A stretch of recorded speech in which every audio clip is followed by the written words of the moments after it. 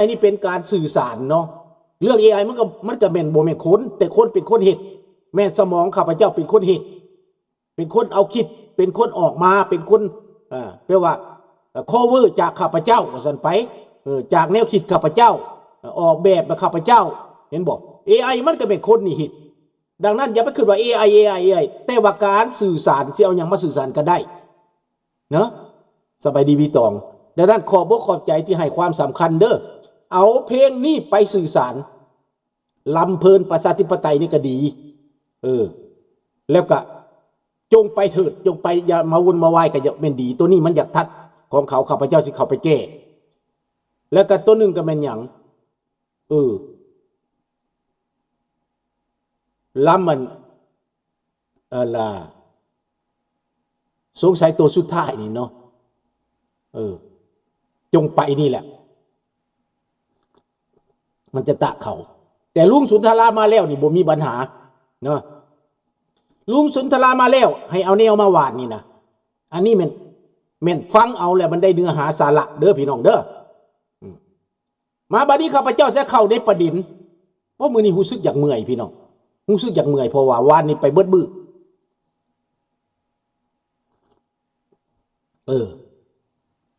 อายุผู้เฒ่าเนาะนี่แหละมันเป็นน้ำผู้เฒ่านี่ผัดไปแต่งเพลงมาฟอดระวงกับสาวน้อยแยะอยู่ในหันน่ะทั้งเต้นทั้งดองผู้เฒ่าก็ได้70 ปลายปีแล้วมาเต้นมาดองอยู่ใน YouTube อยู่มันก็เลยเมื่อยน้ำนั้นบ่แต่น้อยสิแต่งเพลงว่าค่อยมักสาว AI อีกแต่ไปตามตลกซื่อๆดอกเด้อบ่แม่นจริงดอกแต่มักสาว AI มันงามเด้นิมิตเอาเด้อค่อยมักสาว AI สิเอาจังหวะหยังเนาะสิแต่งเด้อเป็นตลกเด้อพี่น้องเด้อเป็นม่วนแปลว่าบันเทิงเพื่อความบันเทิงเด้อแม่นบ่อาบิโกเพราะว่าสาว AI มันยั่วเด้มันเต้นเด้ค่อยมักสาว AI เนาะสิแต่งให้ถูกใจหลายคนเด้อ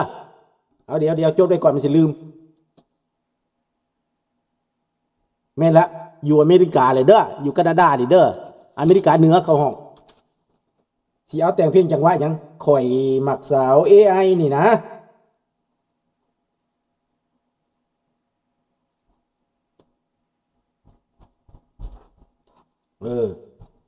หลานชายมันหัวขวัญอยู่คันแต่งเพลง AI ย่ำใดล่ะหลานชาย2 ตู่นี่มันบ่ได้ประกาศนี่ไปเฮียนนี่เนาะ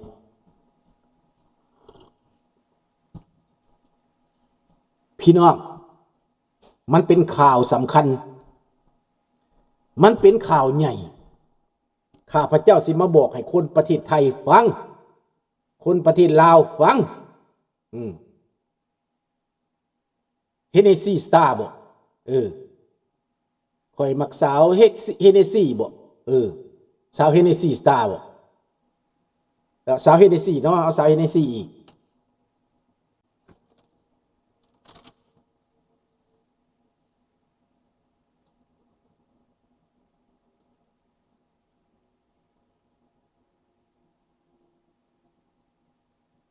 พยายามให้เห็นออกมาเด้อเป็นจังหวะเต้นดิสโก้เด้อคอยมักสาวใหญ่กับมักสาวเฮเนซี่เนาะเอาคล้ายๆกับสาวเซ็กซี่เนาะเอาจังหวะคล้ายๆกับสาวเซ็กซี่เนาะพี่น้องข่าวสำคัญอยากมาบอกให้คนลาวคนไทยฮู้เพราะว่าข่าวในประเทศลาวประเทศไทยเป็นยังเขาจังปิดเขาปิดเพราะว่าเขาอยากคอนโทรลเขาอยากครอบคุมเขาอยากครอบคุมคนเขาตัวคนเขาหลอกคนนักการเมืองพรรคการเมืองผู้ปกครองผู้บริหารตัวตบตาคนในประเทศลาวประเทศไทยนะแม่แล้วเห็นวิดีโอ YouTube แล้วลงนะเข้าไปเบิ่งโลดเด้อ Voice of People มีเพลงมาหลายๆหรือว่าเข้าไปคันอยากเห็นเพลงมันจะเข้าไปอัน YouTube มันจะจัดให้โลดมันจะจัดให้อยู่ว่ามงมิกซ์ของลุงมันจะอยู่ในมงมิกซ์เด้อเบิ่งสิเขียนให้เด้อเป็ดเดียวเด้อถ้าเข้าไปในมงมิกซ์มันจะเห็นโหลดมันจะเลี่ยนกันโหลด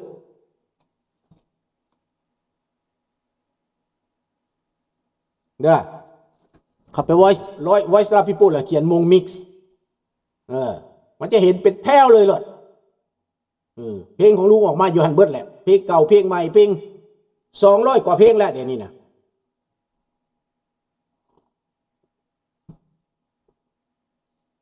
พยายามเข้าไปเบิ่งแหละกดไลค์ให้แน่ผู้ใดบ่ทันเป็นสมาชิกก็กดซับให้แน่กดไลค์กดซับจะเป็นพระคุณอย่างสูงเด้อพี่น้องเด้อขอบคุณมากครับพี่น้องคนไทยทั้งหลายฟังข้าพเจ้าจะได้ความคิดเด้อ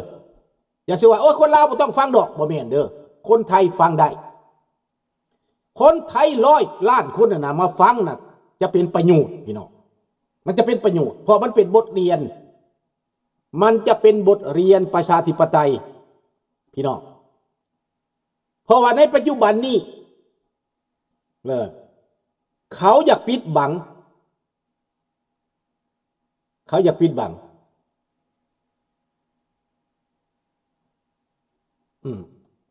เขาอยากปิดบังเรื่องประชาธิปไตยเรื่องสิทธิ์ที่ควรได้รับเขาปิดบังในประเทศไทยก็ปิดบังเขาบอกว่าบ่มีเงินประชาชนบ่ได้รับเขาปิดบังแต่เงินมีมหาศาลภาษีคนรวยมีมหาศาลเขาบ่ให้คนรวยก็บ่ได้เสียภาษีพอ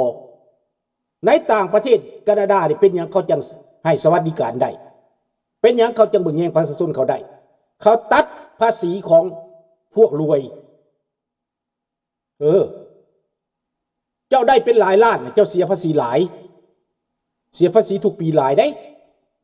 แล้วก็เอาเงินภาษีเหล่านั้นมาค้ำจุนเจือคนจนให้สวัสดิการค่าพยาบาลค่าป่วยการเงินเฒ่าเงินแก่มันมาจากหันเบิดข้าพเจ้าไปเบิ่งในสภาเขาออกมาสภาแคนาดาเขาออกมากฎหมายเขาออกมาสนับสนุนแบบนั้นประเทศเขาจังค่อยเจริญแต่แถวเอเชียเฮานี่ปิดบังให้แต่พิษการเมืองกันแบ่งพรรคแบ่งฝ่ายกันเพื่อตัวเองจะได้รักษาประโยชน์ไว้ร่ำรวยจนสิตายนักการเมืองร่ำรวยประเทศไทยประเทศลาวเฮานี่นะรัฐมนตรีร่ำรวยผู้แทนร่ำรวยกลุ่มการเมืองร่ำรวยพรรคการเมืองร่ำรวยมันเป็นอย่างซี่ในประเทศประชาธิปไตยมันบ่แม่นเขาได้แต่แค่สวัสดิการว่าเขามาเฮ็ดเวียก4 ปี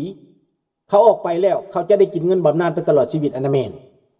เท่านั้นเขาได้แต่เขาบ่ได้ร่ำรวยแบบอื่นเจ้าจะมีผลประโยชน์บ่ได้เจ้าจะคอร์รัปชันบ่ได้เจ้าจะหาประโยชน์จากการเลือกตั้งบ่ได้นี่ประเทศของเขาดังนั้นเข้าประเด็นเนาะว่าสันเนาะเขาไม่ได้ประเด็นการเมืองผมเชื่อว่าคนพี่น้องคนไทยก็ไม่ได้รู้ความจริงทำไมคนไทยยังยากจนอยู่นี่เหตุผลนะเนื่องว่าการเมืองมันบ่เป็นมันไม่ได้เป็นประชาธิปไตย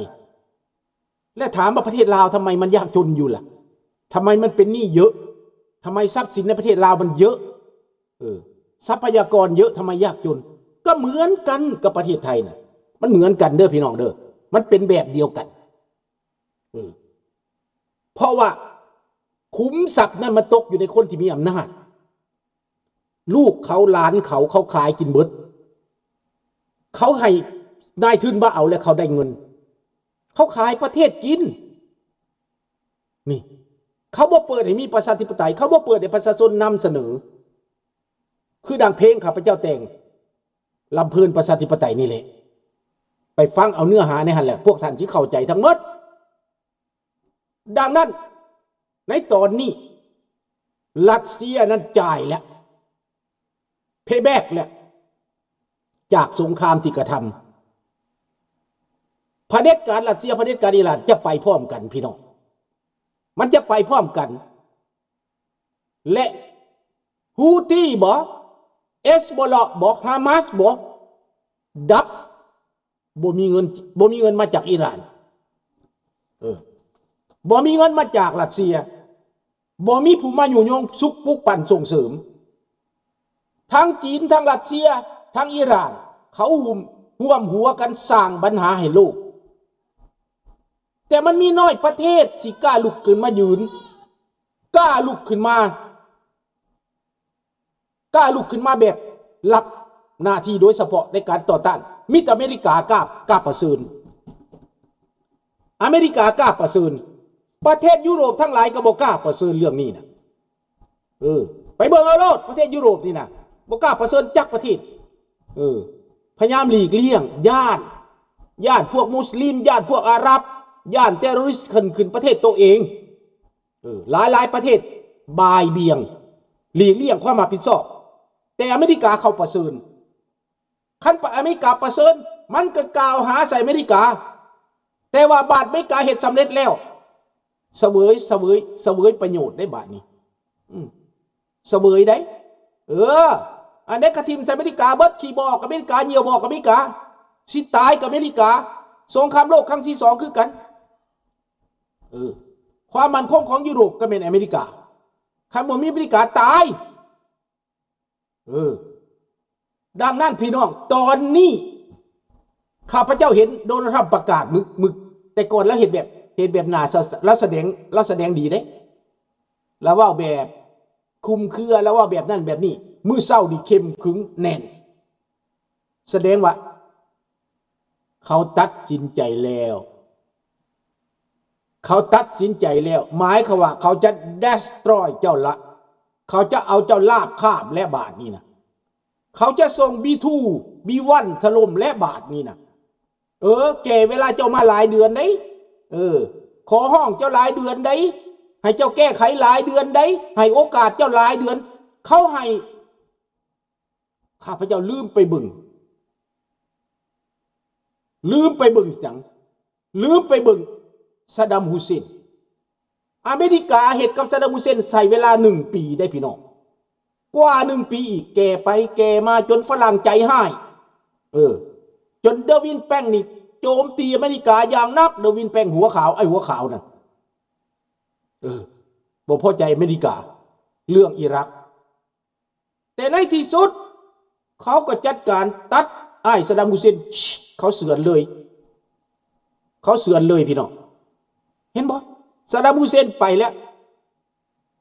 กาดาฟีไปแล้วยังอีกไปเดียวตอนนี้นะคอมเมดี้ไปแล้วอายาตอลาไปแล้วไผอีกสิไปในตะเวนออกกลางนี่ยังบ่ตื่นวะนี่นะยังบ่ตื่นว่าเขาเฮ็ดนะอเมริกาใต้เขาตื่นเว้ย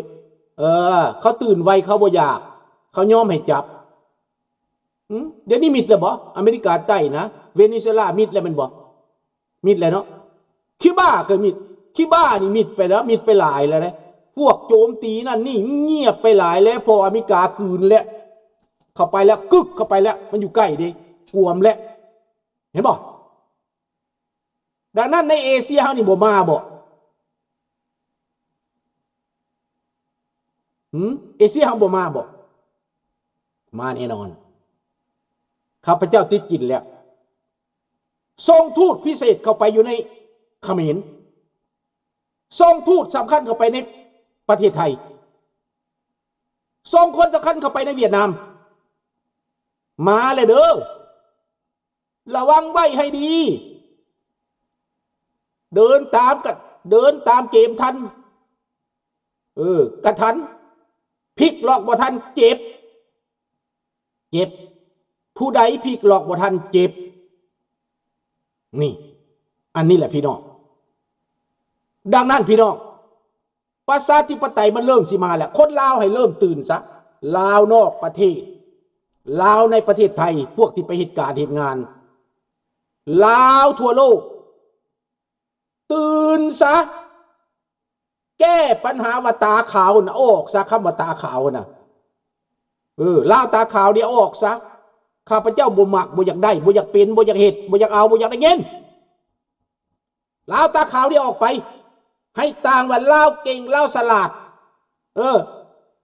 เอาตามคำว่าลุงสุนทรามาแล้วให้เอาแนวมาวาดนั่นนะเอาไปนั่นเด้อลุงสุนทราเอาแนวมาวาดแล้วเชื่อผมจะคั่งนะครับฟังผมจะคั่งนะครับฟังลุงสุนทราจะคั่งในชีวิตจะเด้อลูกหลานทุกคนขอกราบแทบเท่าลูกหลานทุกคนฟังลุงสุนทราเชื่อลุงสุนทราประสบการณ์ในชีวิตจากคนยากจนอยู่บ้านทุ่งดอนนา